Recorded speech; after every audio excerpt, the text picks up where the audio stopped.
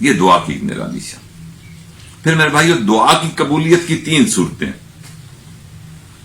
ہم اپنی روزمرہ زندگی میں بھی دیکھتے ہیں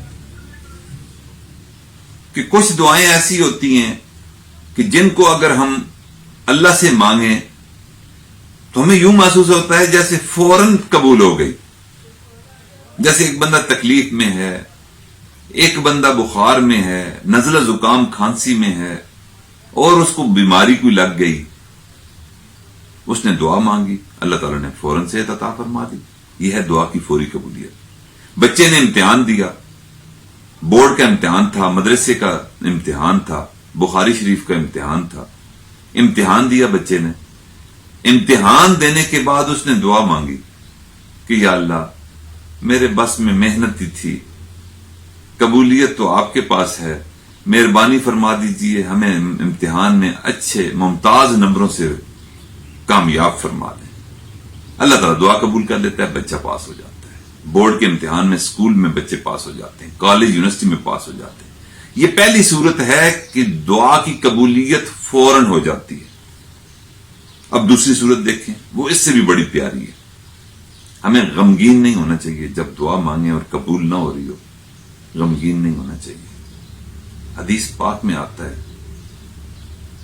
کہ مومن بندہ جب کوئی دعا کرتا ہے اور وہ دعا اس بندے کے حق میں اچھی نہیں ہوتی، اللہ تعالیٰ فوراً قبول نہیں کرنا چاہتے، اس میں کوئی حکمت پوشیدہ ہوتی ہے، اللہ کا فیصلہ بیچ میں آتا ہے، اللہ تعالیٰ فوراً اس کی دعا قبول نہیں کرتے.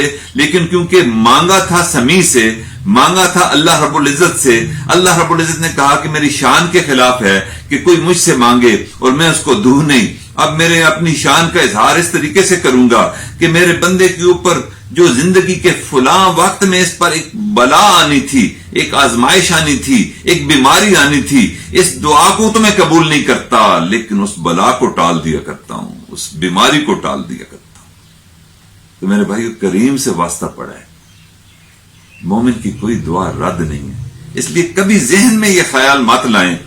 لوگ اکثر یہ کلمات منہ سے سخت کلمات بول جاتے ہیں کہ جی ہماری تو کوئی سنتے ہی کوئی نہیں، جی دعا مانگ مانگ کر تھک گئے، کیا کریں، اب تو 2 منٹ ہی دعا مانگتے ہیں، کوئی بات نہیں، قبول ہو گئی تو ٹھیک، نہیں تو اتنا عرصہ سے فلاں چیز طلب کر رہا تھا، کوٹھی بنگلہ کار طلب کر رہا تھا، فلاں چیز طلب کر رہا تھا، بچے اولاد طلب کر رہا تھا، وہ تو ملی کوئی نہیں.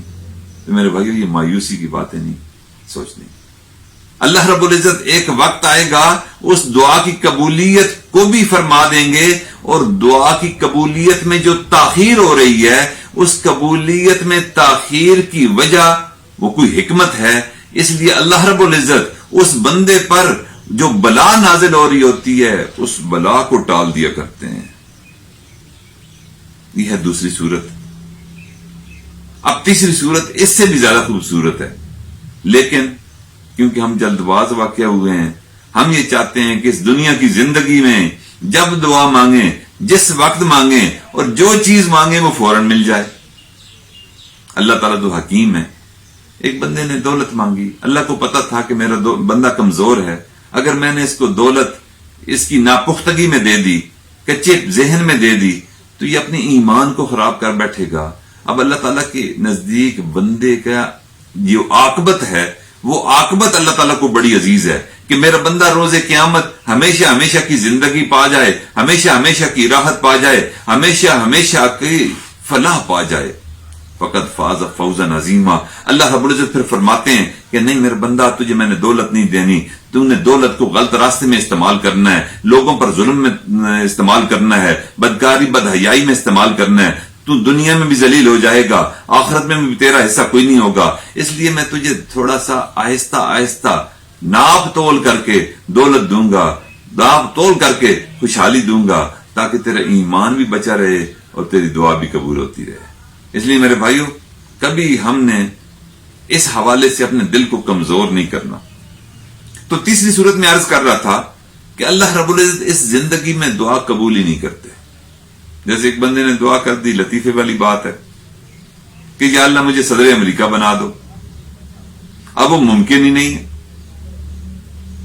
لڑکی دعا مانگے کہ یا اللہ مجھے لڑکا بنا دو.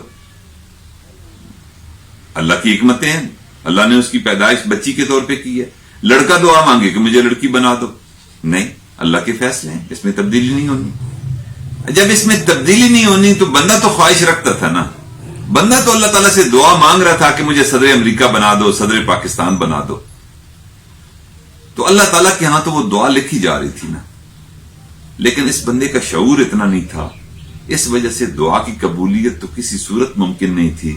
اب اللہ تعالیٰ کہیں گے روز قیامت، میرا بندہ میں نے زندگی میں تیری مانگی ہوئی تمام دعاؤں کو قبولیت کے درجے میں لکھ دیا، کچھ دعائیں فوراً قبول کر لیں، کچھ دعاؤں کو تاخیر سے قبول کیا، کچھ دعاؤں کی وجہ سے تمہارے لیے بلاؤں کو ٹال دیا، لیکن کچھ دعائیں ایسی تھیں جو تیری دنیا کی زندگی میں نے قبول نہیں کی، اس لیے کہ تو جب روز قیامت میرے پاس آئے گا ان دعاؤں کی قبولیت اس صورت میں آئے گی کہ میں تیرے گناہوں کو معاف کر دوں گا، ان دعاؤں کی قبولیت اس صورت میں آئے گی کہ میں جنت میں تجھے تیرے درجے بڑھا دوں گا اور تجھے جنت میں اعلی مقام دے دوں گا۔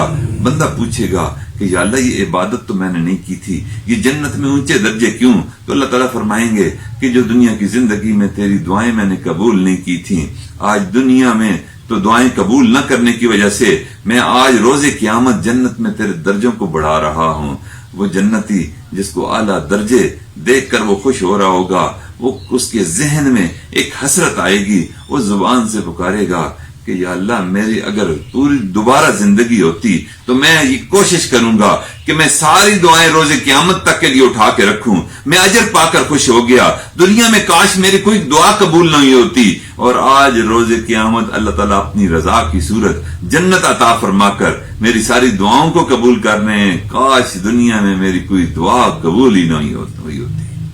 اس لیے میرے بھائیوں، یہ تین صورتیں ہیں کہ دعا فوراً قبول ہو جاتی ہے، دعا کی وجہ سے بلا ٹل جاتی ہے، اور پھر کچھ دعائیں ایسی ہیں جو روز قیامت تک مؤخر کر دی جاتی ہیں۔ تو میں عرض کر رہا تھا کہ جو بزرگوں سے دعاؤں کا عرض کرنا، یہ نبی علیہ الصلوۃ والسلام کی سنت ہے۔